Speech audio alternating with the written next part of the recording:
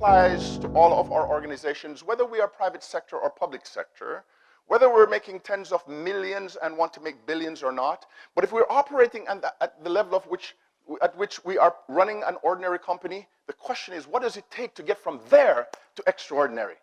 How do we make a quantum leap from that which is regular, that we're accustomed to operate in a day where it is so different? We just look back and go, whoa, the air is fresh passing by me. I remember what yesterday used to be like. And here we are buzzing and taking the market by storm. Or if we're public sector, fulfilling our mission with relish. That's what this is about. I want to share with you something that is the best practices of staff engagement, and I will bet my last dollar that 95% of you have never seen this. And it's collected from the best clients that I've worked with across the world. It is so exciting, so let me get going. Can't wait to get there. Let's begin by laying the territory. Let's establish the narrative. Let's do the common language. What is staff engagement? As I look at the experiences of companies that have done it right and are doing it right or wrongly, I say staff engagement is qualitative, and I must read this, qualitative and quantitative measure of the relationship between an organization and its staff. The degree of staff members' emotional commitment to their organization and its goals. When you have full engagement, that which is important to the staff is important to the company, as reflected in company values and policies and actions. Now, interestingly enough, that which is important to the company is also important to the staff, as reflected in attitudes and thinking and performance. It's a symbiotic relationship.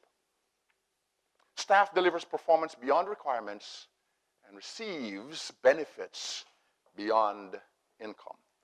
I wanted to spend a little time there because the outcome that we're talking about is, in my world, wrapped up on that page. Wouldn't it be nice to work in that company? And I say that in the context that I know you work for some wonderful companies, love my Jamaican leaders, but every one of us has opportunities, true?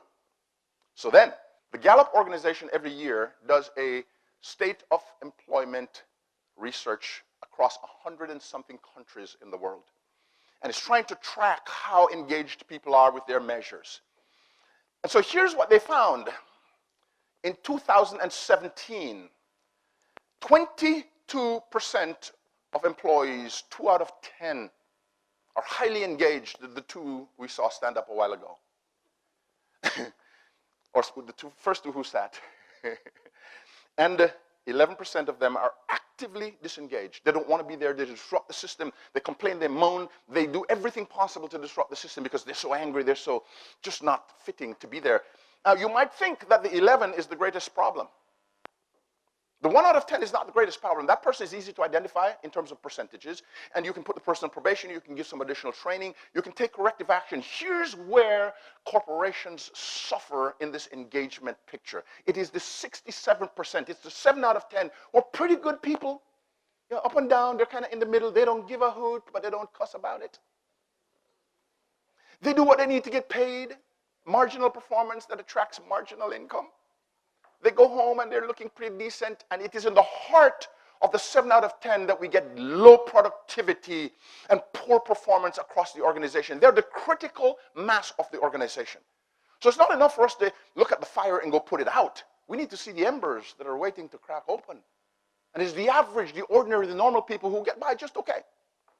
They're the ones that draw productivity down. Why? Because they have no hunger for excellence. They have no passion. They have no emotion. They don't want to be there. Their desire is not kindled with the widgets that we make or the name of the company or any of that. They just get a job and stay. Why? Why is this happening? I would contend that it's not because employees don't want to work. Most employees have good integrity and want to do a good job. Did you know that? Wait a minute. Most employees have good intentions and want to do a good job. And the reason I can say that is when one does a good job, it gives one dignity, and every employee wants dignity.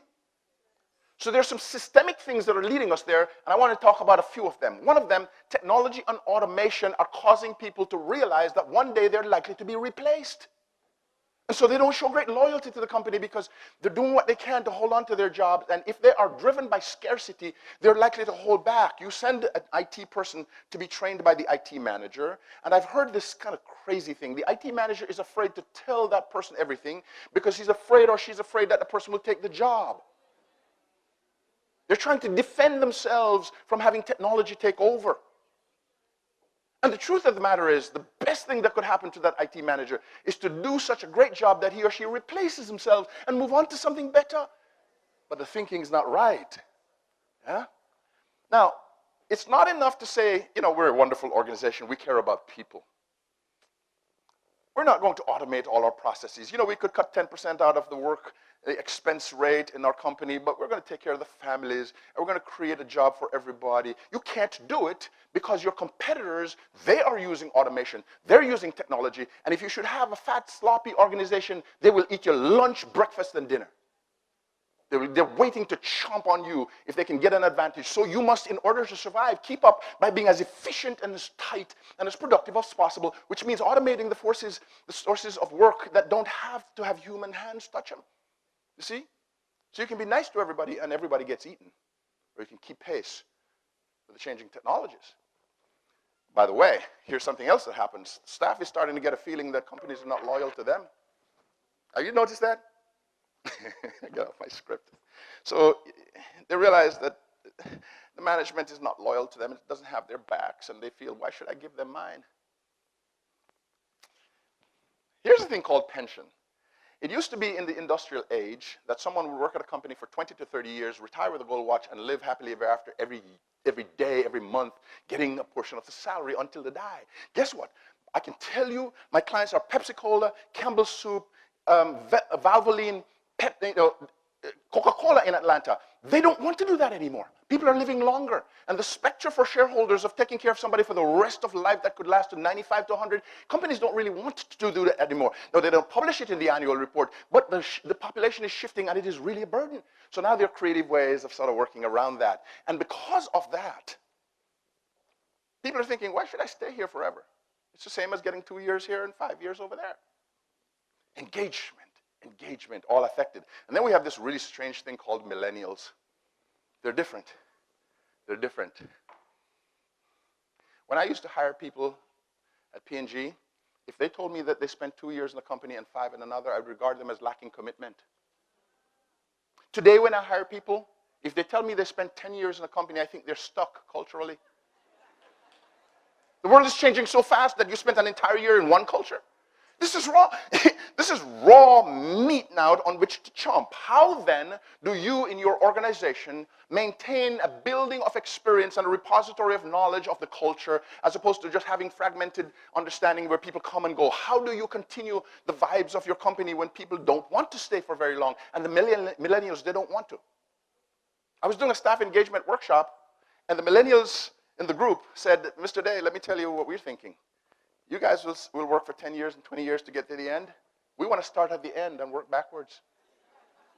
And it put it so much into perspective. They don't want to wait until their children grow up to go to Paris and France, to go to Rome. They want to go to Rome, and they want to go to Barcelona, and maybe meet somebody over there and get married. Hello, millennials. And in case, and I'm down into the stuff now about dealing with the people who work for you. The vast majority of the working pool is here on into the future, millennials, until another generation takes over. You better know how to deal with them. They want it now. And then here's the last one that I put up on here that says full employment. The OECD countries, Organization of Economic Cooperation and Development, which is 20-something to 30 countries that are rich and they band together to help each other. And we didn't make it into that lot. Makes it difficult for the small countries to compete. They do all kinds of research. Their research indicates that a population has a high level of employment. In fact, the economists will tell you, if you remember back in school, that full employment is not 100%, it is 95 or higher. If you're 4% unemployment, so in other words, full employment is not where you think everybody's working. That would be chaos. If you have to have 2, 3, 4% for people who are transitioning in jobs, people who are interviewing who are not working yet.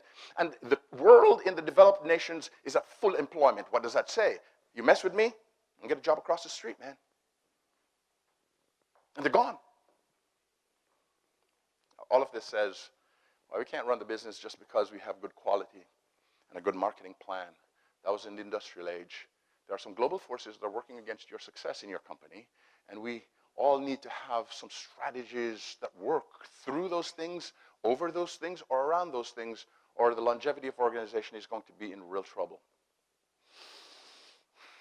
Here's the good news. When you have an engaged organization, you can get 6 points on your margin. That's what research is indicating. 6, that's a big deal. You got a P&L, it's a big deal, right? Huge deal. It's bonus. It's dignity. Shareholder value 5 times a disengaged organization. And here's the one.